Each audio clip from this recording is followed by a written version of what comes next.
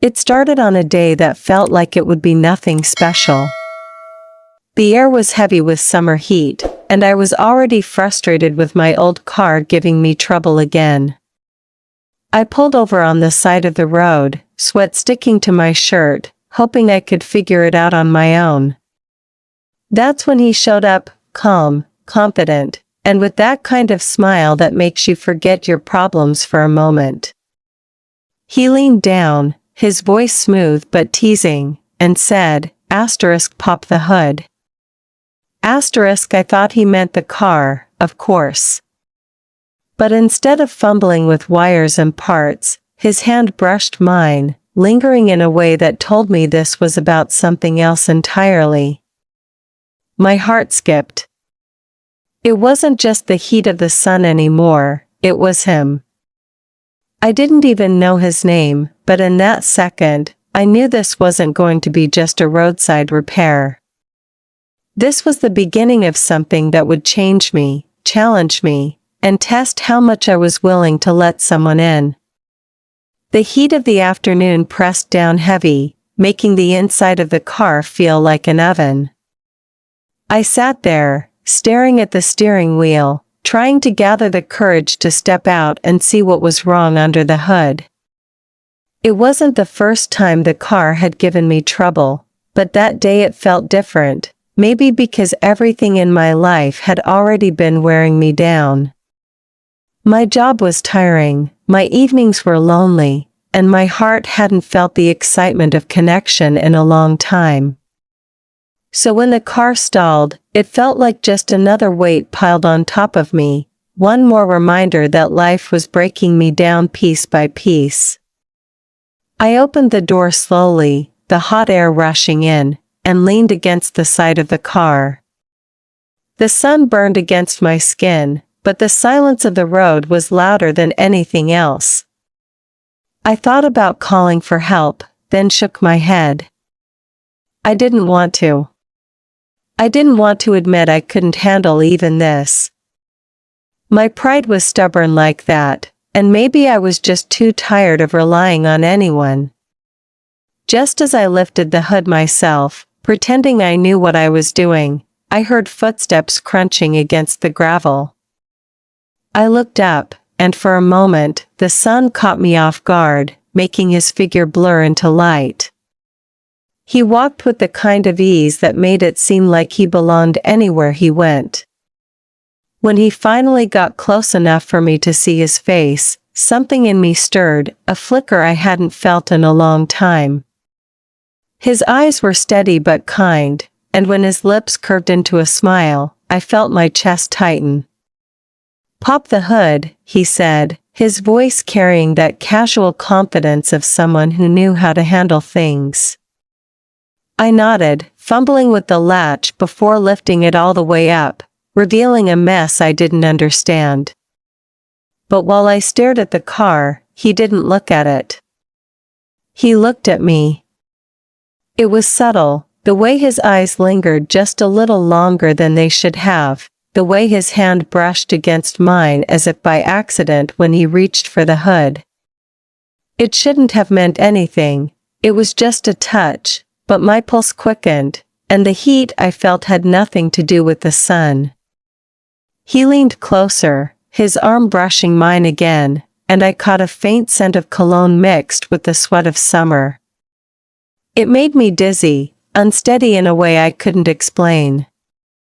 He asked a few questions about the car, but my mind wasn't following his words anymore.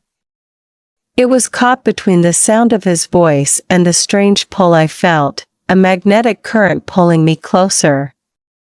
I told myself not to read too much into it, not to imagine things that weren't there. Yet when he laughed softly at something I said and his hand reached straight for my tool set on the ground, I couldn't ignore the double meaning that crossed my mind. The way he picked it up so casually, like he had already taken a piece of my attention, a piece of my guard. He worked with ease, his hand steady and sure, and I found myself watching him more than the car. His arms flexed with each movement, veins catching the light, and I hated how much I noticed. I hated it because noticing meant feeling, and feeling meant risking something I had promised myself I wouldn't risk again. I had been hurt before, broken by trust one gave too easily. I had told myself I was done, that I would keep my heart locked away where no one could touch it. But standing there beside him, I realized how fragile those walls really were. Every time his shoulder brushed mine, every time his eyes caught mine just a second too long, I felt the cracks spreading. I wanted to say something, to ask his name, to turn this moment into more than just a chance roadside meeting, but the words stuck in my throat. Fear has a way of silencing, of reminding you of every scar. And yet, beneath the fear, there was hope, a dangerous, reckless kind of hope that whispered maybe this time was different. Maybe this stranger wasn't here just to fix a car. Maybe he had been meant to arrive in that exact moment when my life felt like it was breaking down, just to remind me that connection still existed, that love could appear in places you'd never expect. My chest rose and fell faster as he leaned over the engine, his body close enough for me to feel the warmth radiating from him. I watched the way he worked, the way he moved with purpose, and I realized I wasn't just watching a man fix a car. I was watching the possibility of change standing right in front of me. And even though I didn't know what would come next, I knew this was the beginning of something I couldn't turn away from. Something in me already knew I was about to be pulled into a story far bigger than a broken-down car on the side of the road. Something I didn't even realize I had been waiting for until he looked at me again, his smile soft and disarming, and I felt the world shift inside me. His hands moved with a kind of quiet certainty as he worked, fingers tracing wires and metal like they had memorized a language I never learned. I stood beside him, useless with my lack of knowledge, but I couldn't step away. Something about his presence anchored me there, and every time he shifted his weight or looked at me with those unshakable eyes, my body betrayed me with a reaction I tried to hide. I felt the warmth in my cheeks, the flutter in my chest, and I hated how obvious it must have been. The sound of the passing cars blurred into the background until it felt like the world had shrunk to just the two of us by the roadside. He asked me if I had been having trouble with the car before, and though the question was simple, the way his voice dipped into it made me feel like he was asking something more. I swallowed, nodded, tried to give an answer that didn't sound shaky. But the truth was, I wasn't thinking about the car anymore. I was thinking about how his shirt clung to his back in the heat, how the sweat on his temple caught the sunlight, how close he leaned when he reached for another tool.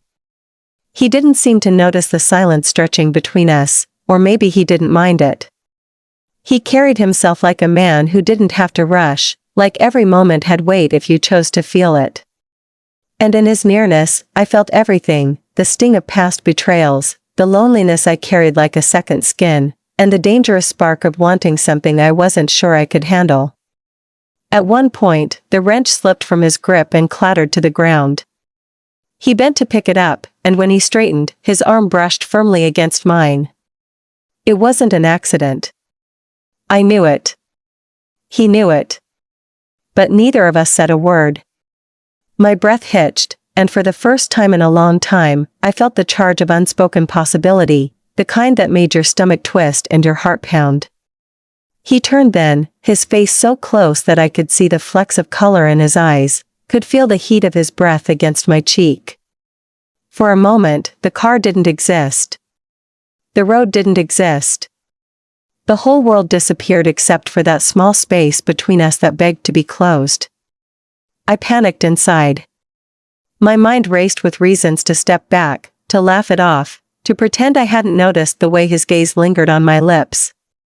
But my body betrayed me, leaning ever so slightly toward him as if pulled by some invisible thread. He smiled again, slower this time, like he had caught me in a truth I couldn't deny. Then he broke the spell by turning back to the engine, tightening something with a flick of his wrist. I released a breath I hadn't realized I was holding, part of me relieved, part of me aching from the interruption. Minutes passed, though they felt stretched and heavy, and finally he slammed the hood shut with a metallic thud. He wiped his hands on his jeans and looked at me in a way that made me straighten under his gaze. There was no arrogance in it, no smugness, just a quiet confidence that unnerved me more than anything. He asked if I wanted to try starting the car. I slid into the driver's seat, my hands trembling slightly as I turned the key. The engine roared to life as if it had never been broken, and for a moment, the relief washed over me. I stepped out again, thanking him, fumbling with words that sounded too small compared to the weight of what I was feeling. He shrugged it off easily, like helping me was no big deal, like stopping on a lonely stretch of road for a stranger was something he did all the time. But I didn't believe that. Not with the way he looked at me as if he saw more than just a stranded driver. There was an intensity there, hidden beneath his calm exterior, something I couldn't quite name but could feel deep in my bones. I should have left then. I should have thanked him again, gotten into my car, and driven away before I could fall into something I wasn't prepared for. But my feet didn't move. My mouth opened instead, asking his name before I could stop myself. He told me, and even his name sounded like it belonged to someone larger than life, someone unforgettable. I repeated it under my breath without meaning to, tasting it like it might anchor me. He asked for mine, and when I gave it, he said it back slowly, as if memorizing it, as if keeping it for himself. The air between us shifted again, thick with an unspoken understanding. This wasn't just chance. This wasn't just a kind stranger fixing a broken car. This was something else, something heavier, and though I didn't know what it was yet, I felt myself teetering on the edge of it. He leaned against my car casually, arms folded across his chest, and asked where I was heading.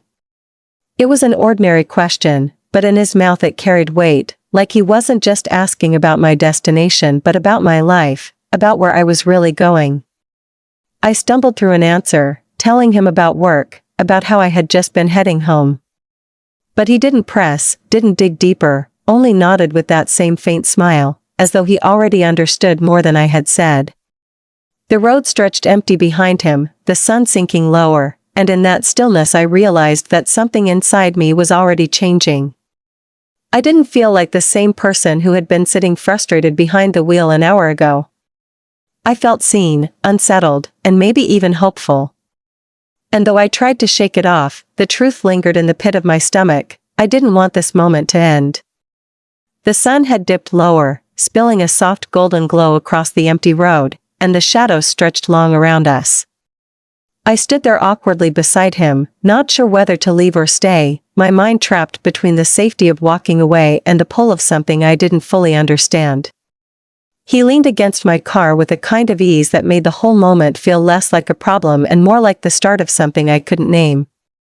His arms folded across his chest, his expression calm, but his eyes, they carried weight. They studied me like they wanted to know more than what I was willing to show. For a second, I thought about all the walls I had built, all the promises I had made to myself to never let anyone break me again. But then he spoke, and those thoughts began to unravel. He asked me if I drove this way often, his tone light, almost casual, but there was a hint of curiosity beneath it that made me wonder what he was really asking. I answered honestly, telling him it was my usual route home, my words stumbling in the space between us. He nodded, and there was something in the way he listened that made me feel like my words mattered, even though they were ordinary. No one had made me feel that way in a long time. Silence fell again, not uncomfortable but charged, like the air before a storm. I could hear my heartbeat in my ears, too loud, too fast.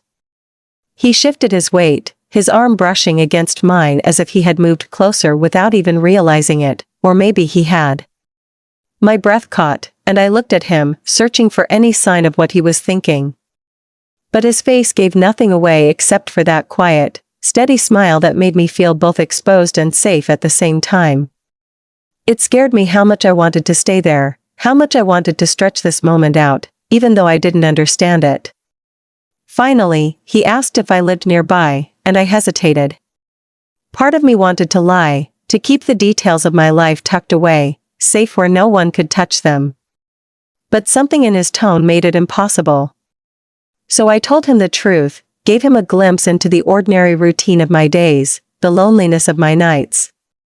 I didn't mean to reveal so much, but once I started, the words slipped out too easily, as though he had unlocked something inside me without even trying.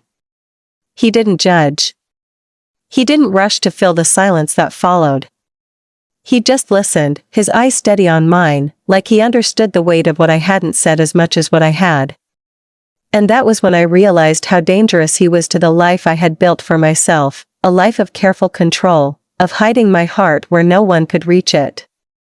Because in that stillness, he reached it without even touching me. The wind picked up slightly, carrying the faint smell of the road and the heat still rising from the asphalt.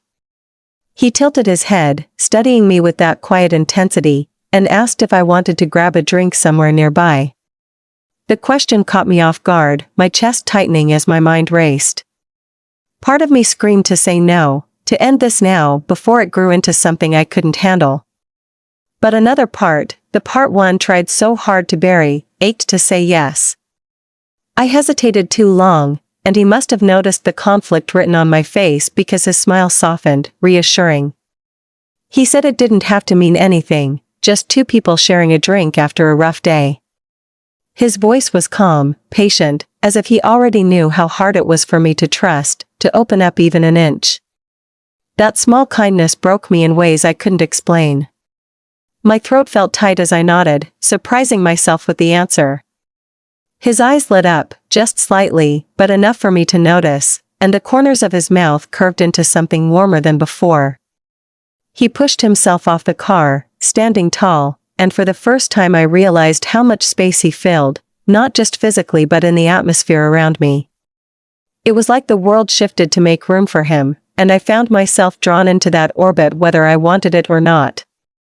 He gestured toward his truck parked a little ways down the road, and for a moment I hesitated again, the fear creeping back in. But then he caught my gaze, steady and unshaken, and I felt the faintest sense of safety, like maybe letting go just once wouldn't destroy me. We didn't say much as I followed him, the silence heavy but not empty.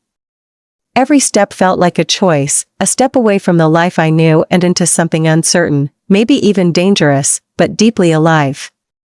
My car sat fixed and ready to drive, but I knew in my gut that walking away from him now would haunt me more than anything. And so I kept walking, knowing I was already too far gone to turn back. The gravel crunched softly beneath our shoes as we walked toward his truck, and with each step my chest grew tighter. I wasn't used to this feeling, the pull of someone I barely knew, the risk that came with following where my instincts wanted to go. A part of me whispered that I should stop, that I should turn back to the safety of my car and pretend this never happened, but that part was drowned out by something stronger. It was curiosity, yes, but it was also hunger, the kind that comes from years of emptiness, the kind that refuses to be ignored once it's awakened. He walked just ahead of me, his stride steady, his shoulders broad, his presence filling the space between us.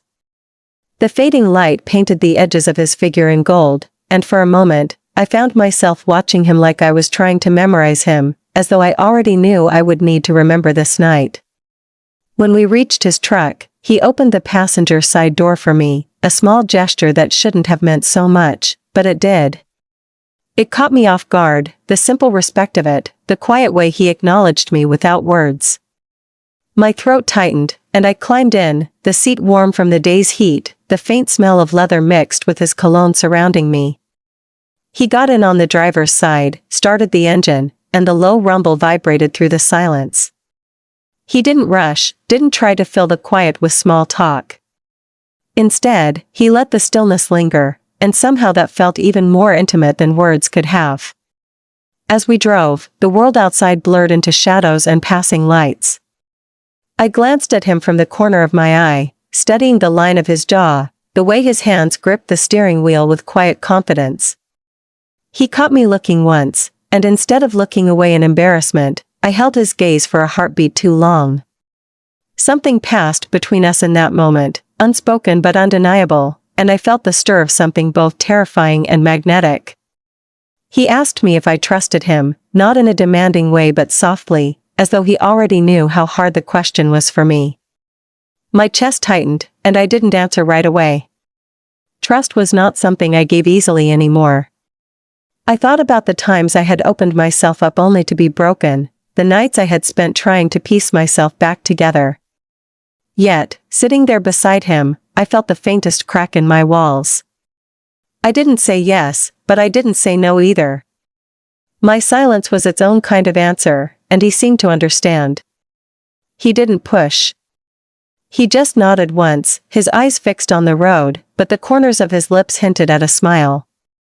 He drove us into the small town just beyond the stretch of highway, pulling into a quiet bar tucked away on the corner. It wasn't crowded, and that gave me relief. I wasn't ready for eyes on us, for the weight of the world's judgments pressing in. He parked, turned off the engine, and sat there for a moment without moving, as if giving me the choice to open the door or stay where I was. I appreciated that silence, that space to decide for myself. My palms were damp as I reached for the handle, stepping out into the evening air.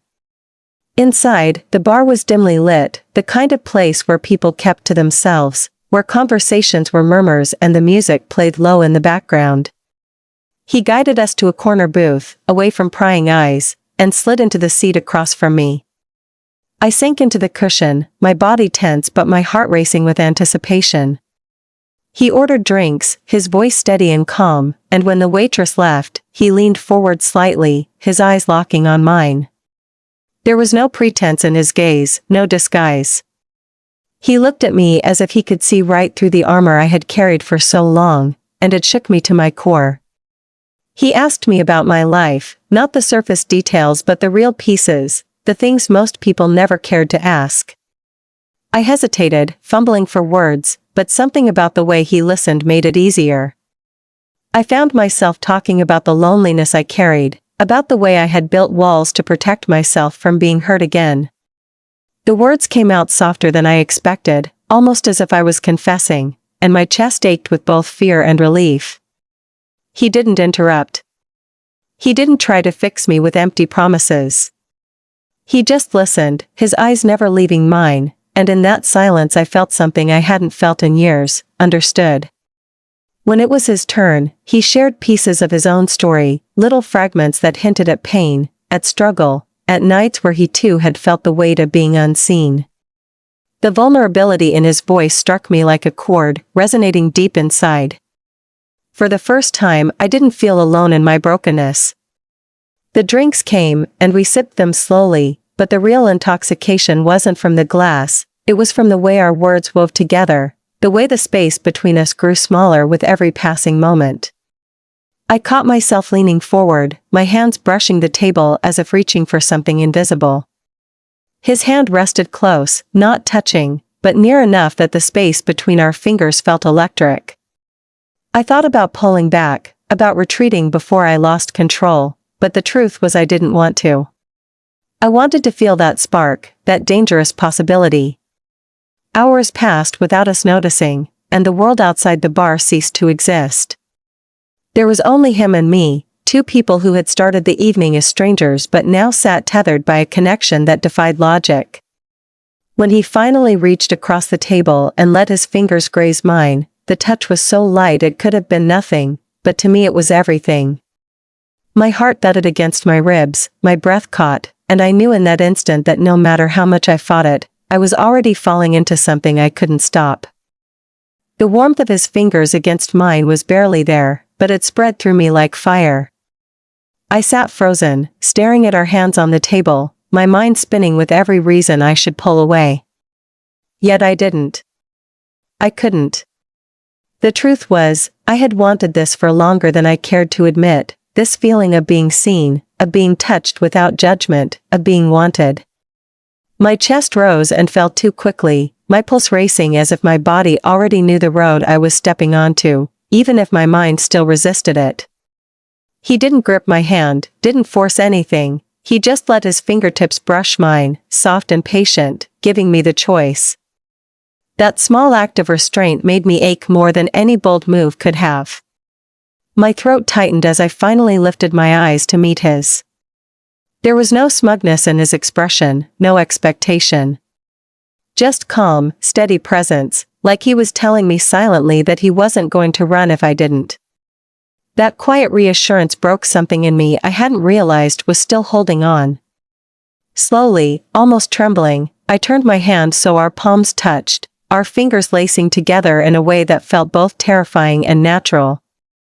The connection was simple, almost innocent, yet it carried more weight than anything I had felt in years. I let out a shaky breath I hadn't known I was holding, and he smiled, not wide, not loud, just enough to let me know he felt it too. The conversation between us softened after that. Words came slower, deeper, as if the silence between them was just as important. I found myself telling him things I never told anyone, about the nights I spent staring at the ceiling, wondering if life would always feel this empty, about the times I convinced myself I was better off alone even when the loneliness was unbearable. My voice cracked once, and I almost pulled back in shame, but he squeezed my hand gently, grounding me in that moment. He spoke too, opening up pieces of his past that carried pain I recognized. There were hints of betrayal, of loss, of moments where he too had been made to feel small for simply wanting what was real. Hearing his story, I realized I wasn't the only one who had scars, and somehow that made me braver. It made me believe that maybe two broken people could find strength together. Time slipped by unnoticed, the bar growing quieter as the night deepened. I became aware of how the space around us felt smaller, as though the rest of the room had faded away until there was only him and me, our voices low, our hands still entwined on the table. The weight of everything unsaid hung in the air, and I felt the pull of it growing stronger, undeniable. When the waitress came by to ask if we wanted another round, neither of us looked at her right away. We were still locked in that quiet connection, and it was only after a pause that he gently shook his head, his eyes never leaving mine. We finished our drinks slowly, letting the moment stretch as long as it could. Eventually, he leaned back in the booth, his gaze soft but steady. He didn't rush me, didn't push, but I could feel the question lingering in the air between us: what happens now? My chest tightened, fear battling against longing, and I found myself glancing down at our joined hands again. The thought of letting go felt unbearable, but the thought of what might come next was just as frightening.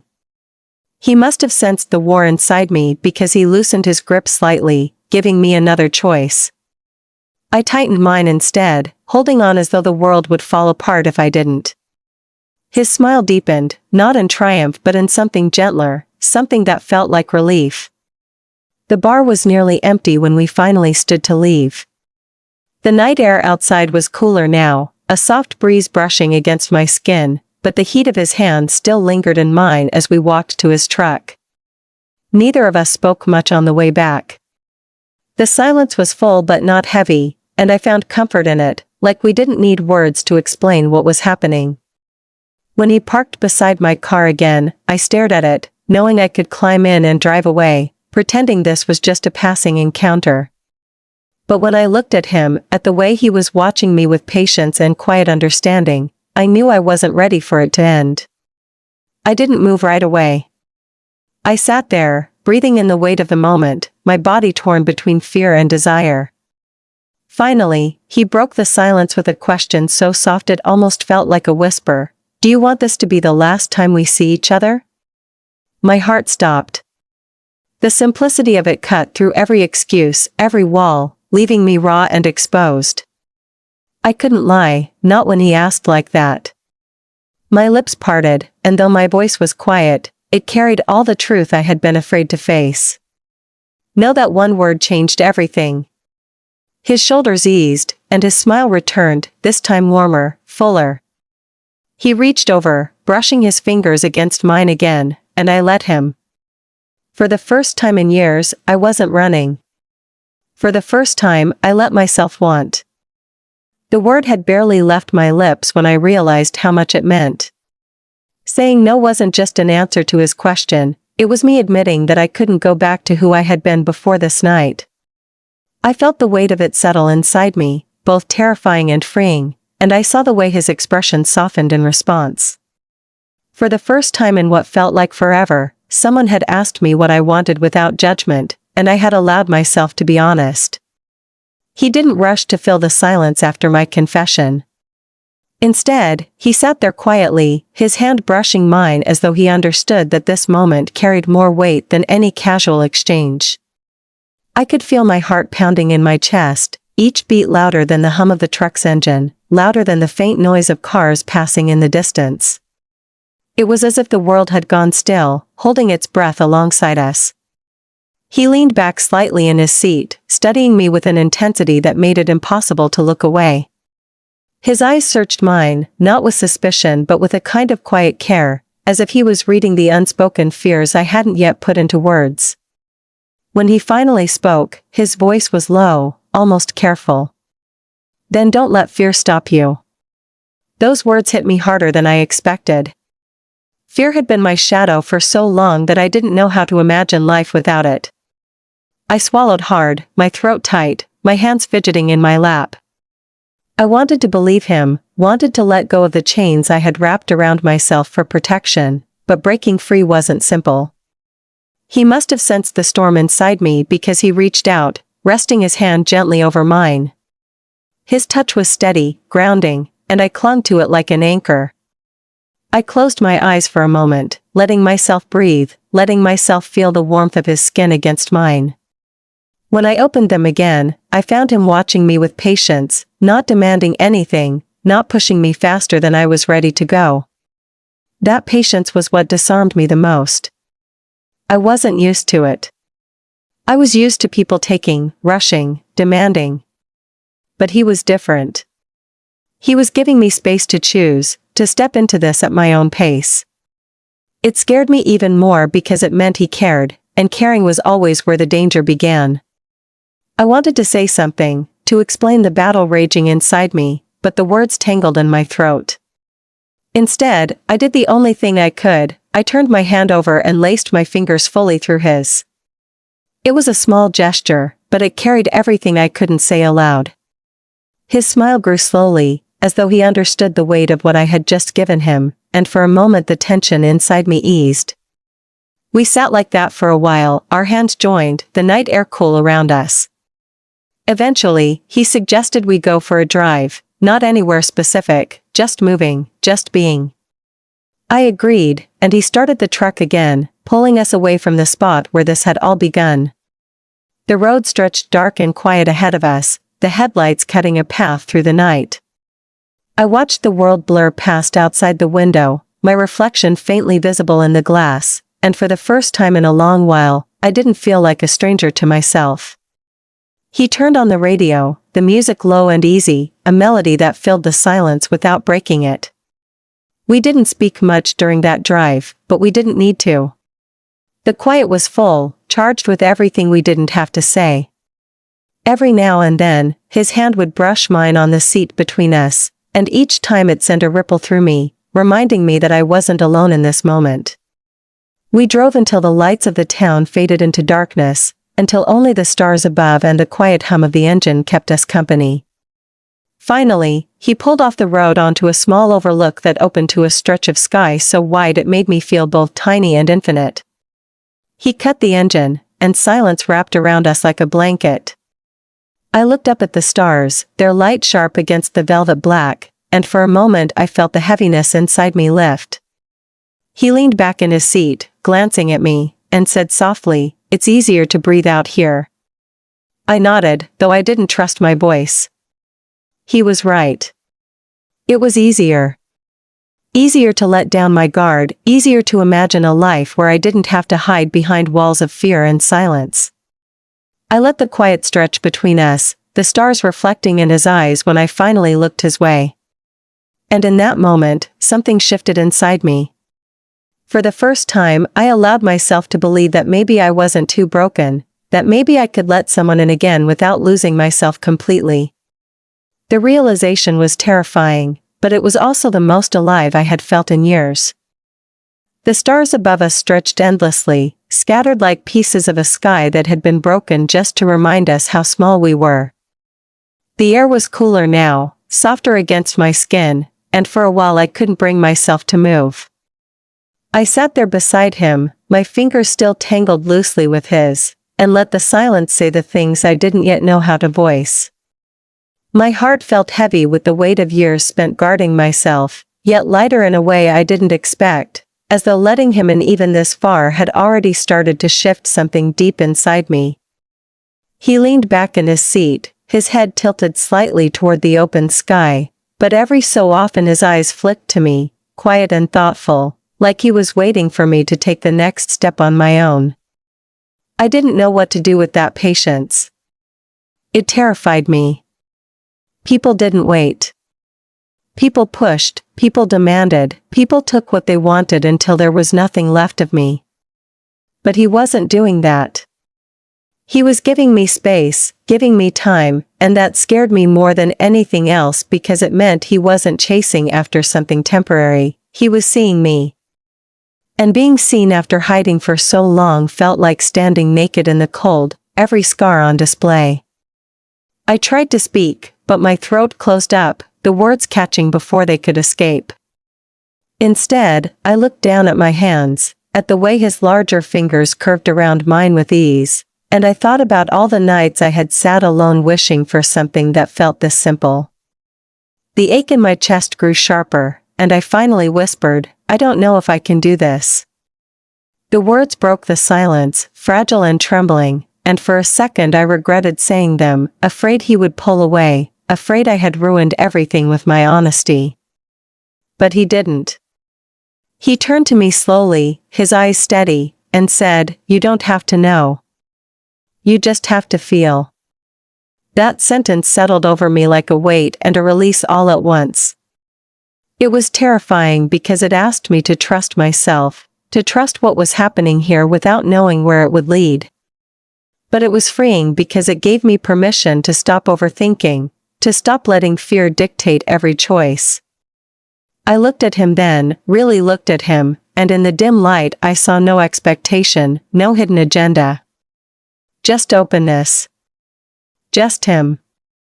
My chest tightened painfully, but for once it wasn't from loneliness, it was from hope, dangerous and raw. I wanted to lean into that hope, but my body was caught between reaching forward and pulling back. He must have sensed the battle raging inside me, because he shifted closer, not enough to overwhelm, but enough that I could feel the warmth radiating off him. His hand slipped from mine only so he could lift it gently to my face, his fingertips brushing against my cheek in a way that made my breath catch. The touch was soft, hesitant even, as though he was asking for permission with every movement. My eyes fluttered closed for a second, my body shivering despite the warmth in the truck. No one had touched me like that in so long, not rushed, not demanding, not careless. Just gentle. Just there. When I opened my eyes again, he was watching me with that same patience, his gaze locked onto mine, waiting. The space between us felt electric, every inch carrying a weight of possibility that I had spent years denying myself. My lips parted, but no words came, only a shaky breath that betrayed how much I wanted this even as my fear tried to drag me back. He leaned closer, slow enough that I could stop him if I needed to, close enough that I could feel the warmth of his breath on my skin. My heart raced, my palms sweaty, every part of me screaming with nerves and longing. I didn't move away. I couldn't. Instead, I let the moment hang there, the anticipation building until it felt unbearable, until the ache of wanting was stronger than the fear of breaking. And then, finally, I closed the last inch of space between us. The kiss was soft, tentative, the kind of kiss that spoke of careful beginnings rather than rushed desires. It wasn't about passion or urgency, it was about trust. It was about me letting myself be vulnerable, letting myself believe that maybe I deserved this after all. His lips moved gently against mine, his hand still cradling my face as though I was something fragile he wanted to protect. I melted into it slowly, my chest tightening with a mix of fear and relief, and for the first time in years, I let myself stop thinking. I just felt. When we pulled back, it wasn't with regret or awkwardness. It was with silence, heavy and full, our foreheads resting together as we breathed in the same shaky rhythm. My hands trembled, but they didn't let go of him. I couldn't. I didn't want to. He whispered then, his voice low and certain, "You don't have to be afraid with me." My eyes stung with unshed tears, and I pressed them shut, holding on to that moment as though it could save me. Because maybe, just maybe, it could. The night stretched on around us, the stars steady and endless, but inside that truck everything felt fragile and new, like we were standing on the edge of something bigger than either of us could name. My chest still buzzed from the kiss, the memory of it alive on my lips, but it was more than just the softness of his mouth that stayed with me, it was what it meant. It was me allowing myself to be touched, to be wanted, to be cared for without flinching away. That realization scared me as much as it healed me. I pulled back slightly, not because I wanted to leave, but because I needed to breathe, to steady the storm that was swirling in my chest. He didn't chase me. He didn't fill the silence with reassurances or questions. He just watched me, patient as ever, his hand still resting lightly against my face until I was the one who finally moved it away, lacing my fingers through his instead. That patience, that refusal to demand, was what broke me the most. I felt the tears sting before I could stop them. One slipped down my cheek, hot and uninvited, and I quickly turned my face away, ashamed of it. But he caught my chin gently, urging me back to him, his thumb brushing that tear away before I could hide it. "Don't," he whispered, his voice calm but firm, "don't apologize for feeling."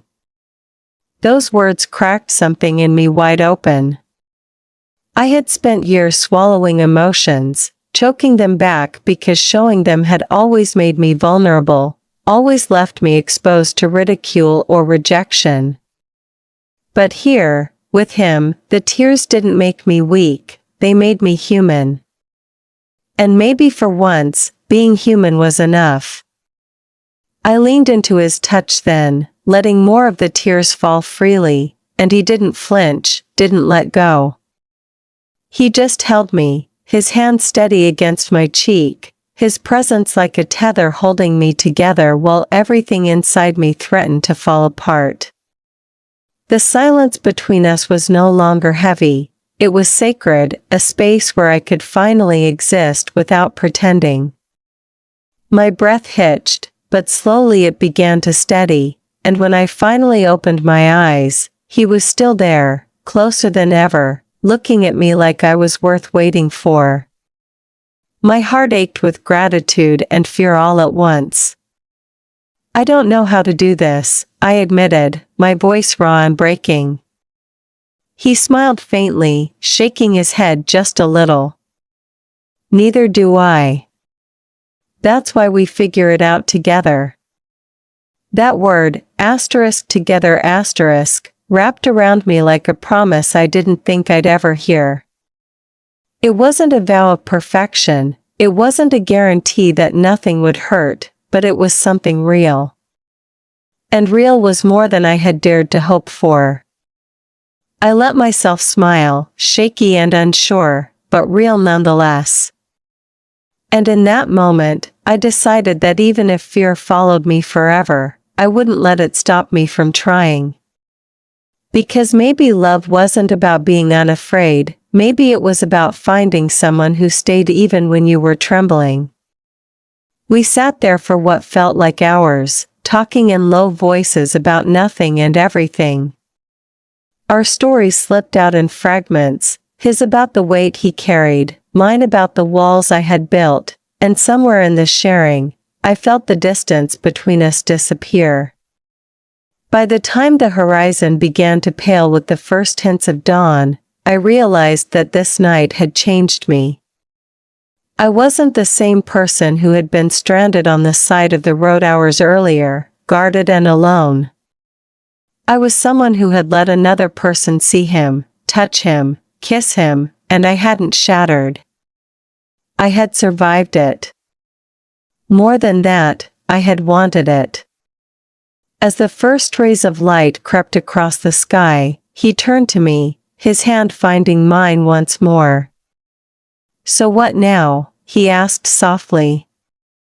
I thought about it, about all the ways fear would try to drag me back into hiding, about the voices in my head that told me I wasn't ready.